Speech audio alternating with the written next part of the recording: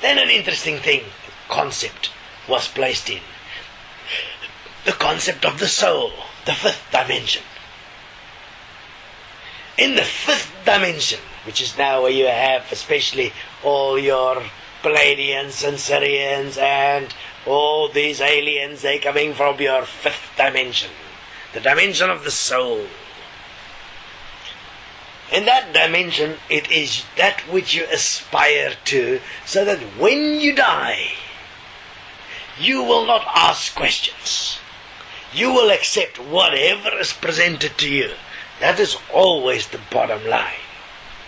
Because there was an interesting difficulty in the whole design of the God delusion. How to keep everyone deluded. That at the moment of death, for a singular moment, you suddenly understand everything.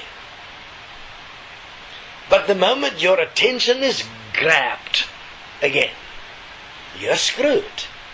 And you will accept what is presented to you because it's all that there is. There is nothing else. You cannot conceive that there can't be anything. So whatever is here must be in heaven, must be real. So you accept it in that moment of acceptance. Heaven as it existed was real.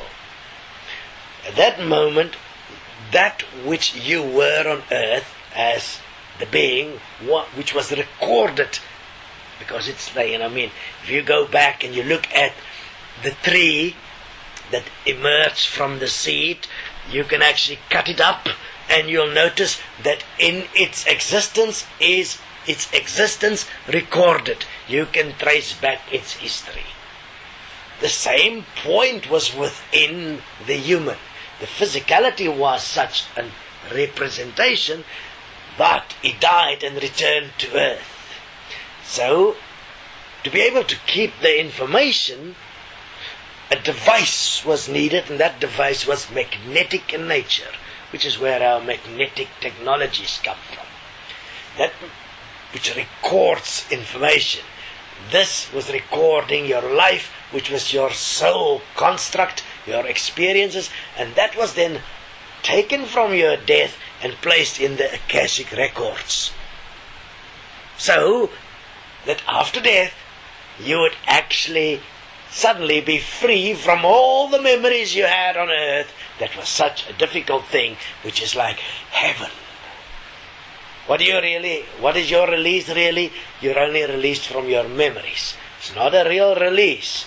You are being released from your self-judgments, from the points where you were not strong enough. But all of that was just a mind construct, not real.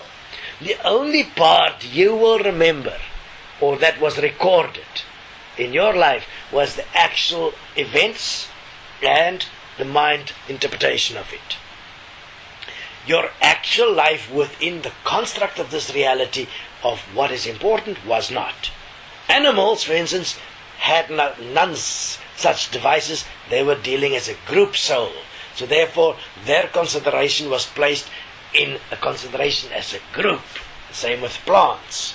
So when they died, they would simply return to the group soul, which had an input program that they are acting in the interest of everyone in unconditional love. So immediately they accepted that, because this is why I exist. I exist for the betterment of whole, while they are busy with their process of ascension, their process of getting closer to God. And how was that? That was so fascinating, because the fifth dimension was the soul. So imagine what was the sixth dimension. The sixth dimension was where you would become no longer reincarnating, but you are now in the service of God. Therefore you will remain in the heaven, and you will help with the programming. So you are instructed what to do, and you do it without asking questions, because you are apparently not good enough to actually at that stage yet to understand everything. You are not evolved enough, you are not ascended enough. But you are no longer required to reincarnate. That means your programming, your input is now so effective that you will never question what has been happening in heaven and earth.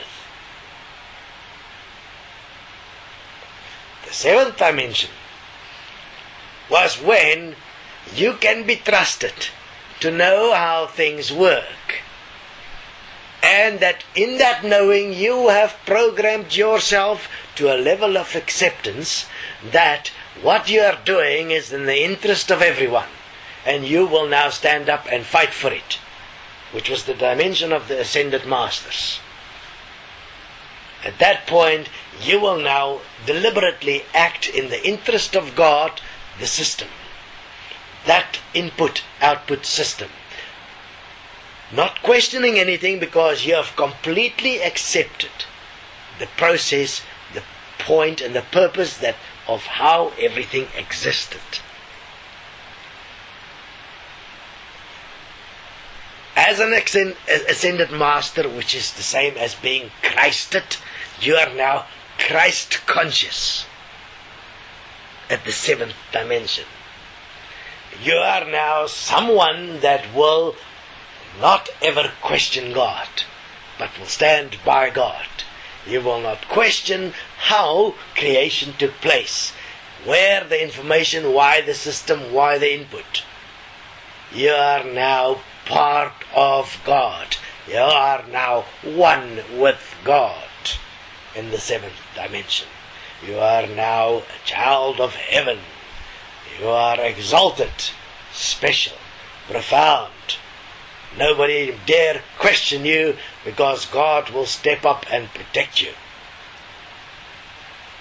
And therefore, if you would then be requested to manifest on earth, that means to come back in a design as an avatar or an ascended master or a great being that will impact the information input on this in this reality, you were specially programmed, because you were given certain accesses in this reality, because you will not question that which is here. Some beings manage to break through to a certain degree and did question certain points.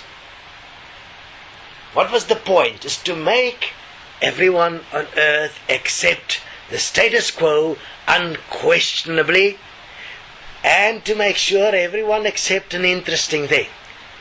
They accept death unquestionably, and they accept heaven unquestionably, and the process of getting to a higher existence as the mind, as ascension. Because ascension exists as the mind only. And in that process, separating yourself completely from what is real, leaving a fascinating thing, a total reality as heaven, interacting with earth. Nothing of it is real, all of it is quantum reality, within which certain beings, as God and His entourage, His servants, control it all just through a simple thing, through a seed, through what you see, through an input of information, a simple construct, so that you never question what's happened to you.